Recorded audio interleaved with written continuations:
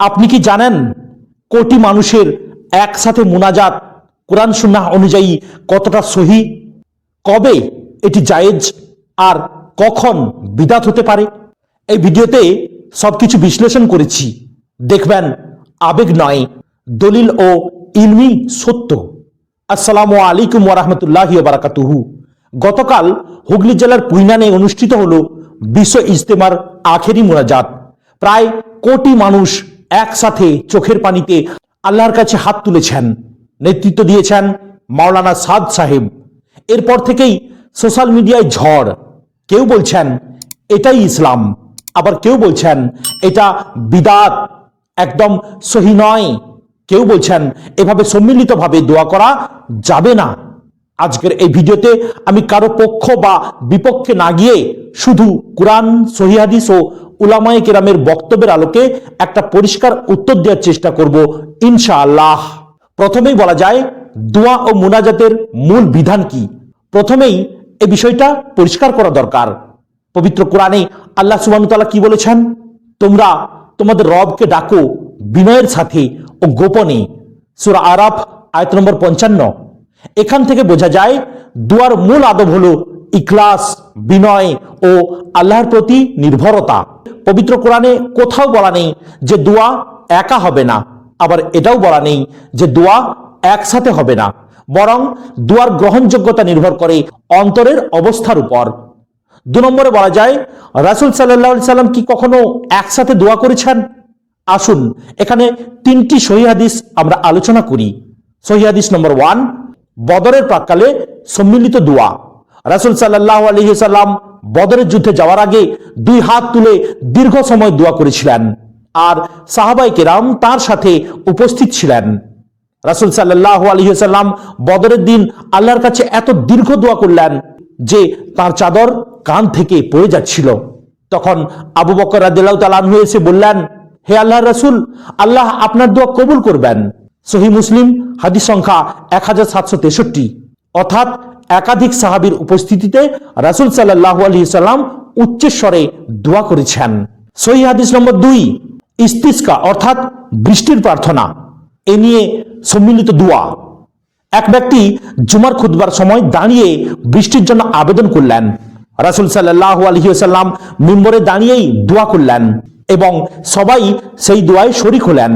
রাসূল সাল্লাল্লাহু আলাইহি ওয়াসাল্লাম হাত তুলে দোয়া করলেন এবং 1 সপ্তাহের মধ্যেই বৃষ্টি শুরু হয়ে গেল।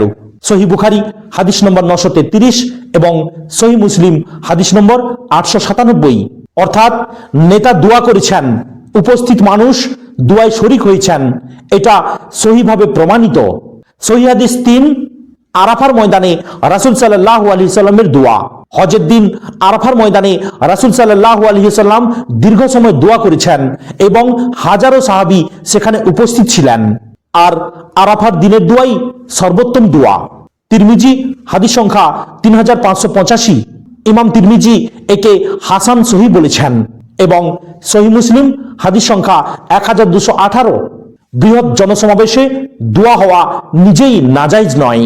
অর্থাৎ ভাইরা, এই সহিহ হাদিসগুলো প্রমাণ করে যে সম্মিলিত দোয়া নিজেই হারাম বা বিদাত নয়, কিন্তু এটাকে নিয়ম বানানো বা সুন্নাহ বলে বাধ্য করা, এর দলিল রাসূল সাল্লাল্লাহু আলাইহি সাল্লাম থেকে প্রমাণিত নয়। রাসূল সাল্লাল্লাহু আলাইহি সাল্লাম নিয়ম বানিয়ে প্রতিবার নির্দিষ্ট ফরম্যাটে নেতার পেছনে হাত তুলে দোয়া করাননি। সাহাবারা সবসময় এক কণ্ঠে নির্দিষ্ট শব্দে দোয়া পড়তেন এমন প্রমাণ নেই।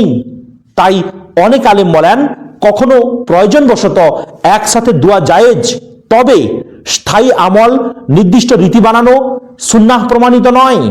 4 নম্বরে বলা যায় বড় জমায়েতে আখেরি মুনাজাত, যার ফিকি দৃষ্টিভঙ্গি কি। হানাফি, শাফিঈ, হামলি বহু আলেমগণ এ ব্যাপারে বলেছেন বড় জমায়েতে নেতা দোয়া করবে, মানুষ মনে মনে দোয়ায় শরীক হবে, এটা বিদাত বলা যায় না যতক্ষণ এটাই একমাত্র সহি পদ্ধতি বলা না হয়। ইমাম নববী রাহমাতুল্লাহি আলাইহি বলেন দোয়াতে একাধিক মানুষের অংশগ্রহণ মূলত মুবাহ, তবে সতর্কতা হলো যদি বলা হয় এইভাবে দোয়া না করলে দোয়াই হবে না বা এইটাই সুন্নাহ, আর সেখানেই কিন্তু সমস্যা শুরু হয়। আসুন এবারে আমরা আবেগ, সংখ্যা ও গ্রহণযোগ্যতা নিয়ে কিছু আলোচনা করি। এখানে আরেকটা ভুল ধারণা ভাঙা দরকার যে কোটি মানুষ একসাথে মানেই বেশি নেকি, বড় জামায়াত মানেই দোয়া কবুল। না, আল্লাহ সুবহানাহু ওয়া তাআলা বলেন নিশ্চয়ই আল্লাহ তাকওয়াবানদের থেকেই কবুল করেন। সূরা মাইদা আয়াত নম্বর 27। অর্থাৎ দোয়া কবুলের মাপকাঠি হলো সংখ্যা নয়, ইখলাস ও তাকওয়া। তাহলে সঠিক অবস্থান কি হওয়া উচিত? না, একসাথে দোয়া নিজেই হারাম বা বাতিল নয়। বড় জমায়েতে দোয়া হওয়া জায়েজ, কিন্তু এটাকে সুন্নাহ বলে চাপানো সঠিক নয়। যারা একা দোয়া করে তাদের ছোট করা ভুল। সুন্নাহ হলো কি? না, মানুষ দোয়া করবে কখনো একা, কখনো একসাথে, কিন্তু অন্তর থাকবে আল্লাহর সাথে যুক্ত। বিশ্ব ইজতেমার আখেরি মুনাজাতে অনেক চোখ ভিজেছে, এটা অস্বীকার করার সুযোগ নেই। কিন্তু ইসলাম আবেগ দিয়ে নয়, দলিল ও ভারসাম্য দিয়ে চলে। যেটা জায়েজ সেটাকে হারাম বলা জুলুম, আর যেটা সুন্নাহ নয় সেটাকে সুন্নাহ বানানো জুলুম। আমাদের দায়িত্ব হবে বিদ্বেষ নয়, বুঝ, গালি নয়, দলিল, আবেগ নয়, ইলম। আল্লাহ আমাদের সবাইকে সহি বুঝ, ইখলাসপূর্ণ দোয়া এবং উম্মাহের ঐক্য দান করুন, আমিন।